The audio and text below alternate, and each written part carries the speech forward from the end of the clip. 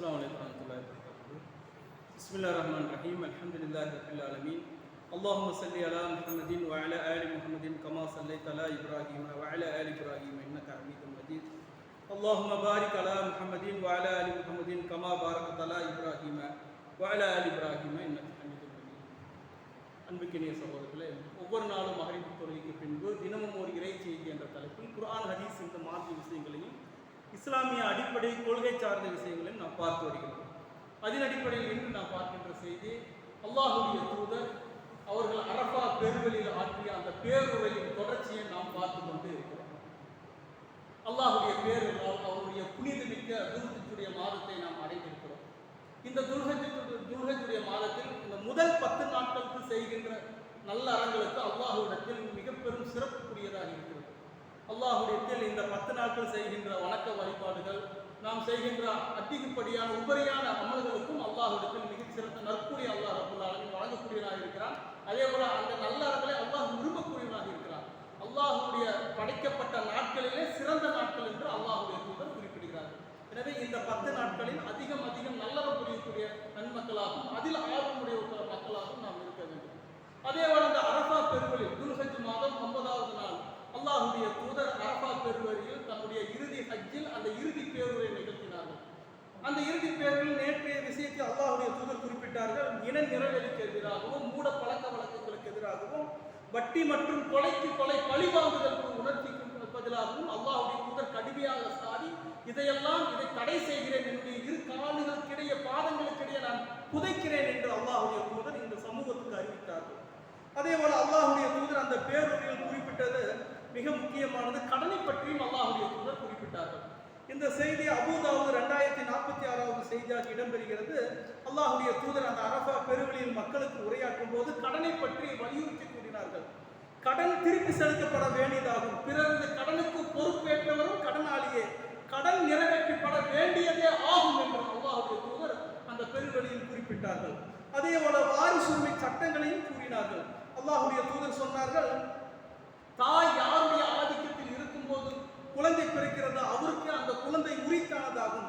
விபச்சாரம் செய்வதற்கு கேடுதான் ஏற்படுகிறது, அவர்களை பற்றி விசாரணை அல்லாஹ்விடத்தில் இருக்கிறது என்று கூறிவிட்டு, தன் தந்தை அல்லாதவனை யார் தந்தை என்று அழைக்கிறானோ, தன்னுடைய அடிமை பிறருடைய எஜமானை அடிமை என்று ஏற்றுக்கொள்கிறார்களோ அவர்கள் மீது அல்லாஹ்விடத்தில் மறுமை நாளுகளில் சாபம் உண்டாகும் என்று அல்லாஹ்வுடைய தூதர் எச்சரிக்கை செய்தார்கள். அதே போல சொத்துரிமையை குறித்தும் அல்லாஹ்வுடைய தூதர் குறிப்பிட்டார்கள். இந்த செய்தி இப்னு மாஜாவில் வரக்கூடிய செய்தி 2705. அல்லாஹ்வுடைய தூதர் சொன்னார்கள், சொத்துரிமை உடைய ஒவ்வொருக்கும் அவருடைய சொத்துரிமையை அல்லாஹ் ரப்பல் ஆலமீன் குர்ஆனில் சட்டத்தின் மூலம் வழங்கிவிட்டான். சொத்துரிமை பெறுபவர்களுக்கு இனி மரண சாசனம் கிடையாது என்று அல்லாஹ்வுடைய தூதர் குறிப்பிட்டார்கள். அல்லாஹ் ரப்பல் ஆலமீன் குர்ஆனில் வழங்கிய அந்த சொத்துரிமையின்படி அவரவர்கள் தங்களுடைய சொத்துக்களை பிரித்துக் கொள்ள வேண்டும், மரண சாசனம் என்பது இல்லை என்று அல்லாஹ்வுடைய தூதர் குறிப்பிட்டார்கள். அதே போல குற்ற செயல்களை பற்றி அல்லாஹ்வுடைய தூதர் சொன்னார்கள், தீங்கிழைப்பவன் தனக்குத்தானே தீங்கிழைத்துக் கொள்கிறான். தந்தை செய்யும் குற்றத்திற்காக மகன் தண்டிக்கப்பட மாட்டான், மகன் செய்யும் குற்றத்திற்காக தந்தை பொறுப்பாளியாக மாட்டான் என்று அல்லாஹ்வுடைய தூதர் குறிப்பிட்டார்கள். அதே போல ஆட்சியாளர்களுக்கு கட்டுப்படுதலின் குறித்தும் அல்லாஹ்வுடைய தூதர் சொன்னார்கள். இந்த செய்தியும் சஹீஹ் முஸ்லிம் 3422வது செய்தியாக இடம்பெறுகிறது. அல்லாஹ்வுடைய தூதர் சொன்னார்கள், காது மூக்கறுத்த கருப்பு நிற அடிமை உங்களுக்கு ஆட்சி தலைவராக நியமிக்கப்பட்டாலும் அல்லாஹ்வுடைய வேதத்தின்படி அவர் வழிநடத்துகின்ற காலமெல்லாம் அவர்களுக்கு கட்டுப்படுங்கள், செவிசாயுங்கள் என்று அல்லாஹ்வுடைய தூதர் குறிப்பிட்டார்கள்.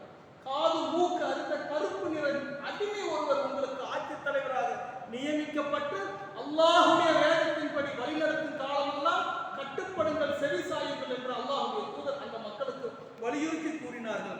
அதே போல கணவன் மனைவிக்கு மத்தியில் உள்ள உரிமைகளையும் கடமைகளையும் அல்லாஹ்வுடைய தூதர் அந்த அரஃபா பெருவெளியில் கூறினார்கள். இந்த செய்தி சஹீஹ் முஸ்லிம் 2137வது செய்தியாக இடம்பெறுகிறது. அல்லாஹ்வுடைய தூதர் கணவன்கள் ஆண்களை நோக்கி சொன்னார்கள், பெண்கள் விஷயத்தில் நீங்கள் அல்லாஹ்வை அஞ்சிக் கொள்ளுங்கள், நீங்கள் அவர்களை அல்லாஹ்விடம் அமானிதங்களாக பெற்றிருக்கிறீர்கள், திருமணம் முடியுங்கள் என்ற அல்லாஹ்வின் வார்த்தையின் அடிப்படையில் அவர்களுடைய கற்பை நீங்கள் அனுபவிக்கிறீர்கள் என்று அல்லாஹ்வுடைய தூதர் குறிப்பிட்டார்கள். மேலும் அல்லாஹ்வுடைய தூதர் சொன்னார்கள், மனைவிமார்களுக்கு உண்டான கடமை என்ன என்பதை அல்லாஹ்வுடைய தூதர் அந்த பேருரையில் சொன்னார்கள். கணவன்மார் பெண்களை நோக்கி சொன்னார்கள், உங்கள் கணவன் வெறுக்கும் எந்த அந்நிய ஆடவனையும் உங்கள் இல்லங்களுக்கு நீங்கள் அனுமதிக்க கூடாது என்று அல்லாஹ்வுடைய தூதர் சொன்னார்கள். இது உங்கள்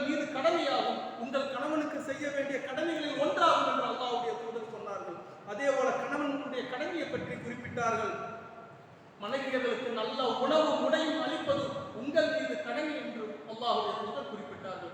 இதுபோல அல்லாஹ்வுடைய தூதர் அந்த குர்ஆனின் சுன்னாவின் சாறு விழித்து இந்த அல்லாஹ்வுடைய தூதர் அந்த சமூகத்துக்கு எல்லா நற்செய்தியும் அந்த அரஃபா பெருவெளிகளுக்கு சொன்னார்கள். அந்த பெருவெளியில் என்ன பேசப்பட்டது என்பதை ஒவ்வொரு முஸ்லீம் அறிந்து கொள்வது மிக அவசியம். அத்தகைய விஷயத்தை அறிந்து கொள்ளக்கூடிய நன்மக்களாக அல்லாஹ் ரப்பல் ஆலமீன் நம்மை ஆக்கி அருள்வானாக. வ ஆஃபிர் தாவானா அனில் ஹம்துலில்லாஹ்.